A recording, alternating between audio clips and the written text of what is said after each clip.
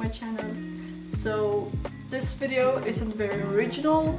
There's a lot of people that have done videos like this one where they discuss their favorite tools or their favorite equipment or like things that are in general good or mention it and stuff like that. And a lot of these things won't be very original, and I mean, you probably have heard of them before, so I'm not going to contribute too much with that, but there are a couple of things on my list that I don't think a lot of people mention that I realized are like really good stuff.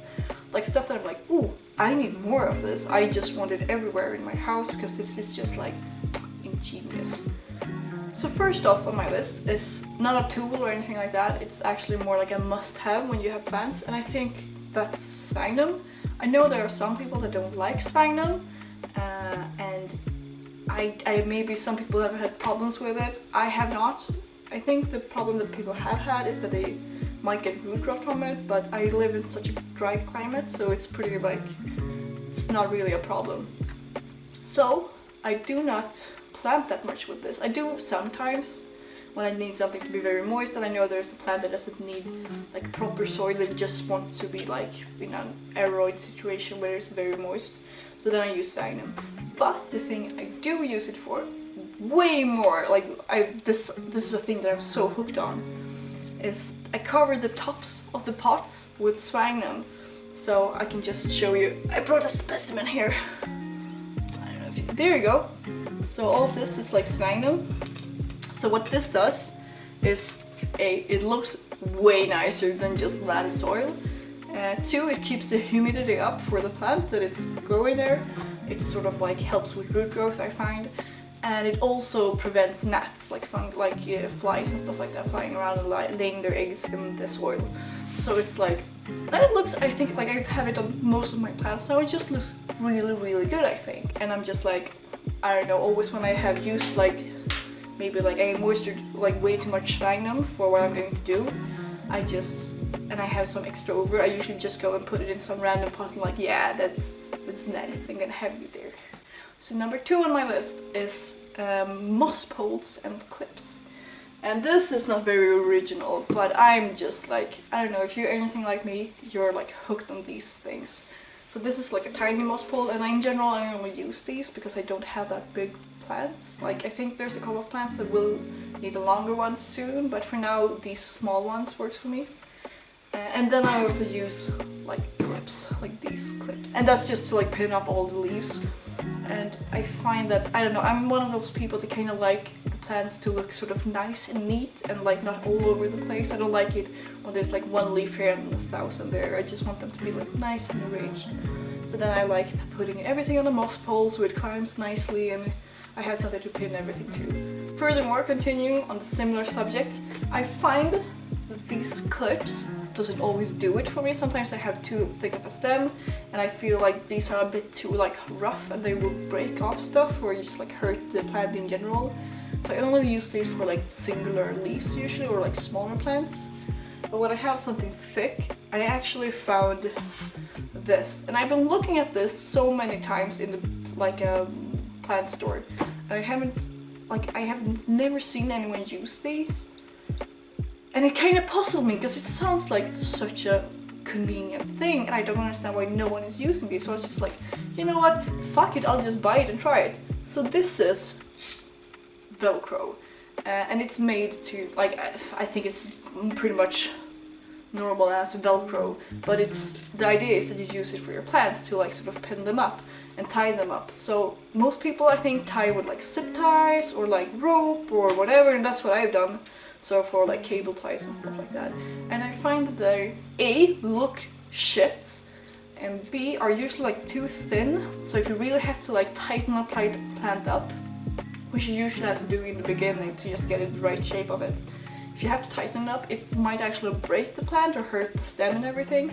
But these are like so gentle on the plant. It's made for baby plants, but all like big baby plants, I guess.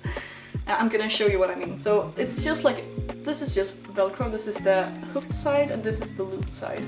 And I usually just like take this and I just cut up a snippet, and then I use the soft side towards like around the plant, and then the hooked side point out from the plant so I don't hurt it even more. And I mean, like, I think I bought this like 2 weeks ago or something for the first time, and I'm like, this is amazing. And it's so cheap. It's like 40 crowns, which is like €3 for this roll. It was 10 meters. Like, this lasts for days for me. I'm gonna show you. So I used it on this Philodendron hastatum, and it doesn't look that good now. It mostly looks like bluish tape on it, but I'm gonna remove some later on when it gets the shape done. So here you can see I have like, I think it's 5 pieces in the end, just to get everything in place. But it's just like, it was so easy, and as you can see, you can pin several leaves to it even, without hurting them, and you can sort of organize it, and just like, oh, it's amazing. Really recommend, and it's very cheap. And you can probably use normal double-sided Velcro for it. Okay, number 4 on my list is plastic pots and cups. So these you've probably seen from like orchids and stuff like that. I think it's mostly orchids that use these. And the idea is that orchids want, like, I guess, light on their roots or something. They don't want to go in the dark, I guess. But I find that these works amazing for most plants, especially aeroids. Maybe, like, I don't know if these per se benefit the plant that much. I wouldn't say so. Maybe. Not sure. Don't really care. These benefit me so much, because I can see the roots in this. I can like plant something, and I can, instead of pulling at it or just like digging around in it, I can look at the roots in these. For example, here. So this is a shit show. This is several plants of Philodendron pedatum, like the oak leaf philodendron, which I really like, but I have so many cuttings in here, and they look like shit, and I've just tied them up with like clippings and ropes, and it just doesn't look good. And some leaves are like, oh, pretty much all leaves are broken actually, when I think about it. What the fuck has happened to you? Anyways, so it looks like a mess, and I'm like, in like 2 years this is gonna be amazing with a big moth pole and everything, but not now. Now it's ugly as fuck. But anyways, so I planted this up for like maybe like 3 weeks ago or something, 3-4 weeks ago or something. Also, Sphagnum. Anyways, when I planted it, I was like, oh, planted, blah blah blah, not sure if it's gonna take or if everything's gonna die. Lo and behold, fucking roots everywhere, and they aren't even, okay, actually they are starting to poke out there. See, there are roots everywhere. Okay, not everywhere, but almost everywhere. There you go, more roots. So it's just so nice to be able to see that's like, oh, okay, they are actually doing fine. I don't have to worry. They have roots going. And also, plastic mugs. These are like a game changer to me. I don't know if there is a reason why I shouldn't use it except for like plastic consumption, but I tried always to reuse these several times. You can buy pots like this, in this size pretty much, or even smaller. They are a bit harder to find, but they are usually like 20 crowns a piece. Like a stack of 20 of these are like 20 crowns. This is like 1 crown per mug. And like these you can cut in, you can make holes in the bottom. Usually what I do is like I make holes in the bottom for one, like a couple of holes. And I use another one as drainage, so I have them like a double set like this. Also it becomes a bit more sturdier then. So that's like, I've used it for so many plants. And also like, oh, okay, so I have this one as a pot with holes in the bottom. This one for drainage. And then I take a third one, I put it on top, use some tape, tape it on. Then I have a fucking greenhouse. It's amazing. Of course, plants quickly grow out of it, but then again, you can reuse these for so much. So this has been very much a game changer, especially for the wallets. So this is the final one on my plant section of this list, number 5, and that's glass cloche. And if you don't know what it is, it's pretty much like a glass dome like this, half dome, that you place on a pot or a tray, and then you have the plant inside, and it becomes like a really nice looking little greenhouse. And I swear by these are amazing. They are sort of expensive because they are glass. You really can't buy them plastic, but they are so robust. You can clean them easily. You can like run them in your dishwasher just to get them super nice and clean, because sometimes there are like calcium deposits on it and stuff like that. Like if you have a plant in this and you put it on a tray, and then you pour up just a bit of water on the tray. You can easily get a 90% humidity rate and a little air inside, just because it just becomes so humid, and like it lets in so much light, and it's amazing. I don't know any downside of this. I usually try to like lift it up every other day or something, just to blow some fresh air in there, and also I sort of give it a nice whiff and check if it smells rotten or anything, or if it just smells like a greenhouse, to make sure that the plant is okay. And these come in so many sizes. I haven't found any huge ones, but I have this one, and up to, okay, it's watering this one, this size. It doesn't look that big, but it's actually pretty big. As you can see, there's a lot of water inside this, because I just borrowed this from a couple of my anthuriums.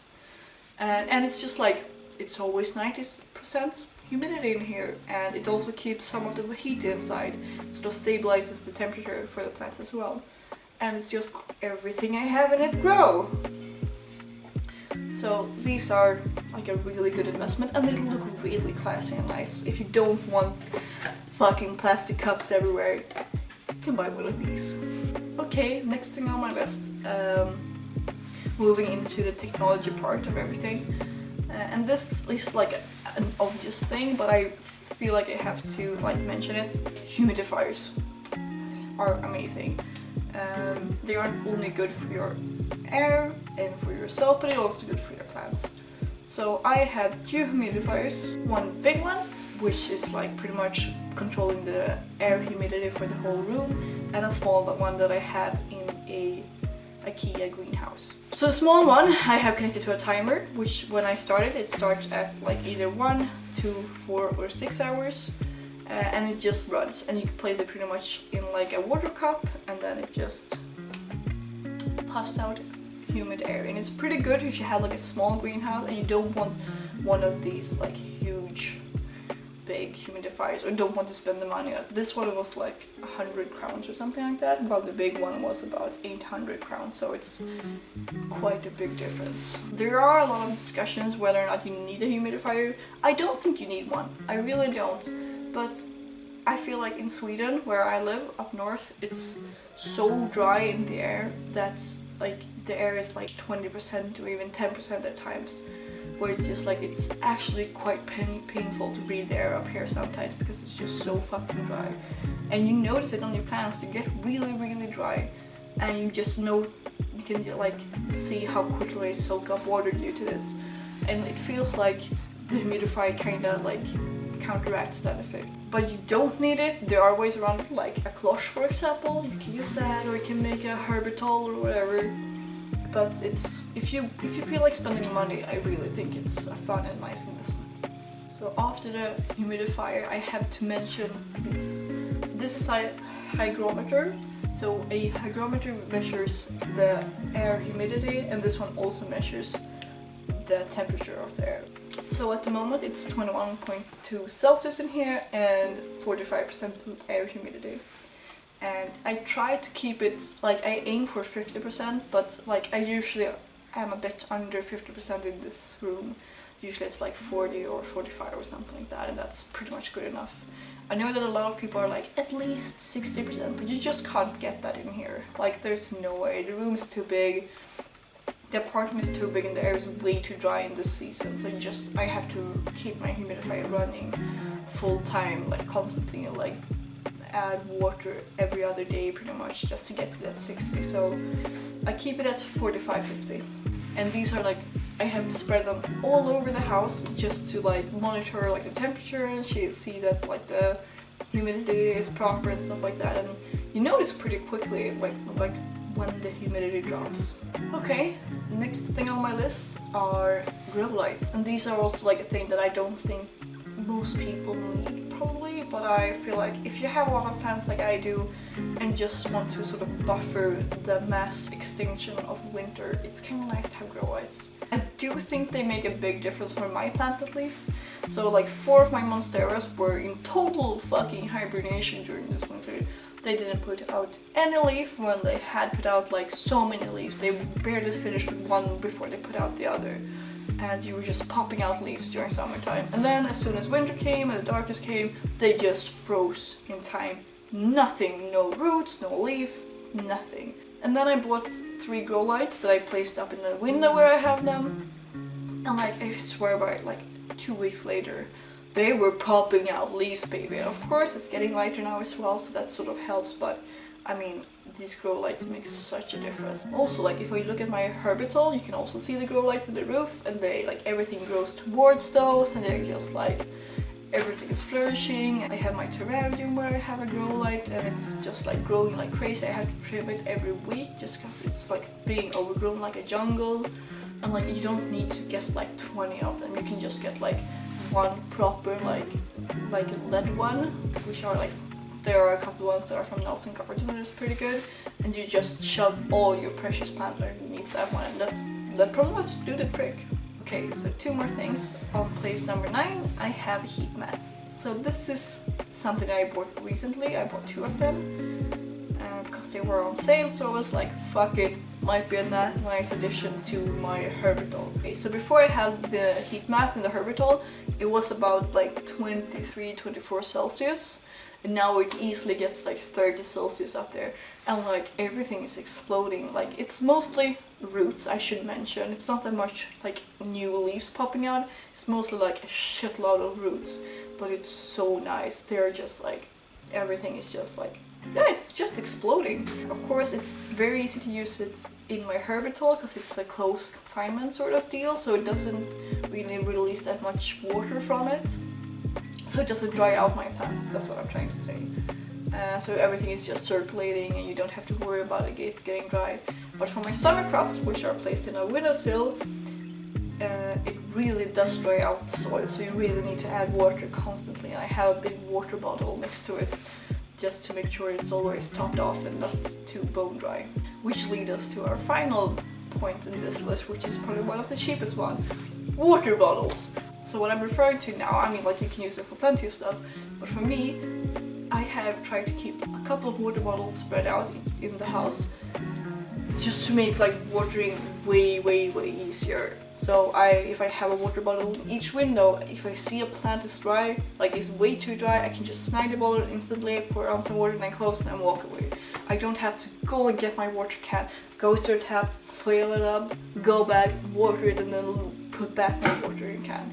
I can just like take the bottle, pour it in, and then close it and walk away. And I found that just keeping water bottles spread out over the house really helps me water my plants frequently and keep them from drying out too often. And it's like, it takes nothing to like just maintain that. The only thing is that you need, of course, fucking water bottles everywhere, which might not look too nice. However, there are nice looking ones like this one, which is like glass and has a nice label, has a nice cork and everything. But if I don't have one, I just take a soda bottle that I just rinse out like crazy. Also, one part of me thinks that using room temperature water helps the plants a bit more than using like too warm or too cold water, because it might stress the roots. So therefore I think this is a bit nicer as well. Okay, so I'm running out of space on my memory card, so I'm just gonna wrap it up there. And thank you so much for watching, I really appreciate it. I hope you sort of find this somewhat entertaining, and that I have maybe given you a few ideas of stuff to invest in for your plants. I don't know. Anywho's, you can follow me on Instagram, where I'm called One More Monstera, just like I'm called here. If you have any comments or anything, feel free to leave them, and I'll see you next time. Bye.